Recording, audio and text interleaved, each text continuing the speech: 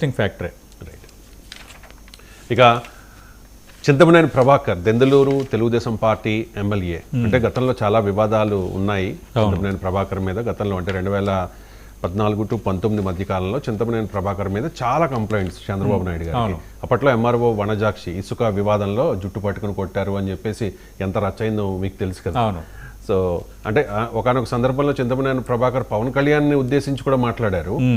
మీ అన్ననే గెలిపించుకోలేనోడివి నువ్వు మమ్మల్ని గెలిపిస్తావా, నీ వల్ల మేము గెలిచామా 2014లో అని చెప్పి ఒక రేంజ్లో మాట్లాడారు. ఈ మధ్య కాలంలో చింతమనేని ప్రభాకర్ ఎందుకో పెద్దగా వార్తల్లో నిలబడం లేదు, కనబడడం లేదు, వివాదాలకు దూరంగా ఉంటూ ఉన్నారు. కానీ తాజాగా ఒక వివాదం ఏలూరులో నిన్న అర్ధరాత్రి ఒక న్యాయవాది ఇంటికి ప్రొక్లైనర్ తీసుకెళ్లి మరీ అక్కడ హల్చల్ చేశారు అని చెప్పేసి. అసలు అంటే చింతమనేని చెప్పేది ఏంటంటే ఆయన వాదన ఆయన వినిపిస్తూ ఉన్నారు. సో ఏం జరిగింది సతీష్ గారిని? చింతమనేని చింత టీడీపీని వెంటాడుతూనే ఉంది. అంటే ఆల్రెడీ ఇప్పటికే చంద్రబాబు నాయుడు పదే పదే చెప్తున్నారు. ఎందుకు ఇష్యూ అంటే గతంలోనే చింతమనేని ప్రభాకర్ కొన్ని వివాదాస్పద వ్యాఖ్యలు చేయటము, అంతకుముందు దెందులూరు పాలిటిక్స్ నేపథ్యంలో వట్టి వసంత్ కుమార్ కాంగ్రెస్ మాజీ నేత వర్సెస్ చింతమనేని ప్రభాకర్ మధ్య ఒక వేదిక పైన మామూలుగా కాదు, అంటే ఒక రకంగా అంటారు కదా గుద్దులాటే జరిగింది. అలాంటి వాతావరణం అక్కడ క్రియేట్ అయిపోయిన నేపథ్యం ఉంది. ఆయన ఏదైనా ఫిరోసియస్గా ఉంటారు, ఏదైనా ఇంకా ఫైట్ టు ఫైట్ ఉంటారు అని అంటారు చింతమనేనికి సంబంధించి. ఆయనకంటూ అభిమానించే ఒక వర్గం అక్కడ ఉంది. కానీ ఆయన వ్యవహార శైలి ఒక స్టైలు కొందరికి నచ్చొచ్చు. కానీ ఏంటంటే ఆయన బీయింగ్ ఎమ్మెల్యే శాసనసభ్యుడిగా ఉన్నారు కాబట్టి మనకు కొన్ని ఉంటాయి. ఎందుకంటే ఇప్పుడు మనం చూసాము, అప్పుడు శాసనసభ్యులుగా ఉండి కొందరు ఎమ్మెల్యేలపైన కొన్ని ఎలిగేషన్స్ రావటము, జనసేన ఎమ్మెల్యేపై కానీ మరికొంతమంది ఎమ్మెల్యేలపైన టీడీపీ ఎమ్మెల్యేలపైన ఎలిగేషన్ వచ్చిన నేపథ్యంలో ఇట్ బికేమ్ ఇష్యూ. అది ఇప్పటికీ కూడా జనసేనకు సంబంధించి అది ఒక ఇబ్బందికర పరిణామంగా ఉంది. వివరణ ఇచ్చారు, ఆయన్ని విప్ పదవి నుంచి కూడా తొలగించారు, యాక్షన్ తీసుకున్నారు. అలాగే తెలుగుదేశం పార్టీకి సంబంధించి కొందరు ఎమ్మెల్యేలపై వచ్చేటప్పుడు చంద్రబాబు నాయుడు ఈ మధ్య కాలంలో కూడా మరోసారి అందరికి చాలా హెచ్చరికలు జారీ చేశారు. మనం చూసాం పార్టీ పరంగా కానీ అలాగే వ్యక్తిగతంగా వ్యవహరించే తీరు కానీ లిమిట్స్ దాటొద్దంటూ చంద్రబాబు నాయుడు ఇప్పటికే 100 సార్లు పదే ఆయన మాట్లాడుతున్నారు. ఏ మీటింగ్ అవకాశం ఉన్న మహానాడులో కూడా ఇండైరెక్ట్గా ఆయన సిగ్నల్ ఇచ్చారు. కానీ ఏంటంటే ఇప్పుడు చింతమనేని ప్రభాకర్ వ్యవహారం అనేది ఇప్పుడు అసలు ఏం జరిగింది అనేది ఫస్ట్ ఒకటి, జేసీబీలతో లాయి శ్రీనివాస్ ఇంటిపై దాడికి ప్రయత్నించారనేది రియల్లీ కొంచెం బిగ్ ఇష్యూగానే కనిపిస్తోంది. చంపేస్తానంటూ నడి రోడ్డు పైన దెందులూరు ఎమ్మెల్యే కొంత ఊగిపోయిన వాతావరణం, కూతురు వారించిన చింతమనేని వినలేదు అన్నది, చింతమనేని పాత పద్ధతి మార్చుకోలేదని ఒక రకంగా సోషల్ మీడియాలో ఒక రకమైన చర్చ జరగటం అనేది కొంత టీడీపీకి ఇది నష్టం, చింతమనేనికి నష్టం కదా. ఇంకా చింతమనేని అలా వ్యవహరించకపోతే వార్త, ఎందుకంటే చింతమనేని దుందుడుకు వైఖరి ఉన్న మనిషి. కానీ కూటమి అధికారంలోకి వచ్చిన తర్వాత కొంచెం ఆయన సంయమనంగానే ఉన్నారు.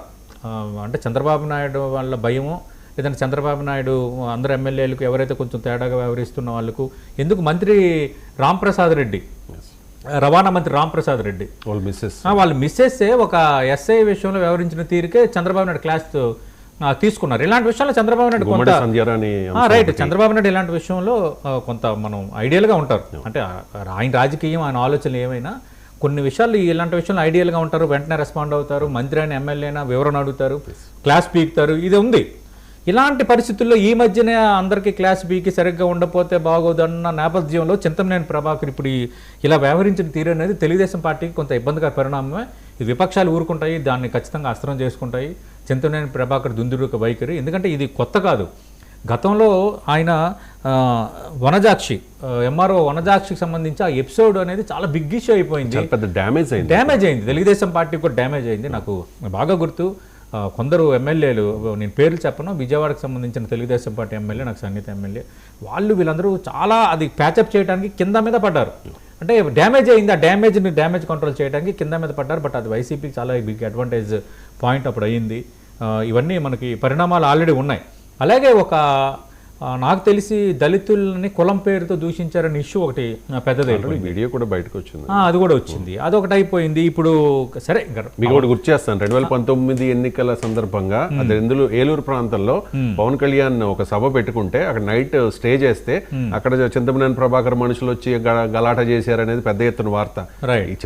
పవన్ కళ్యాణ్ కూడా అంశాన్ని ప్రస్తావించారు.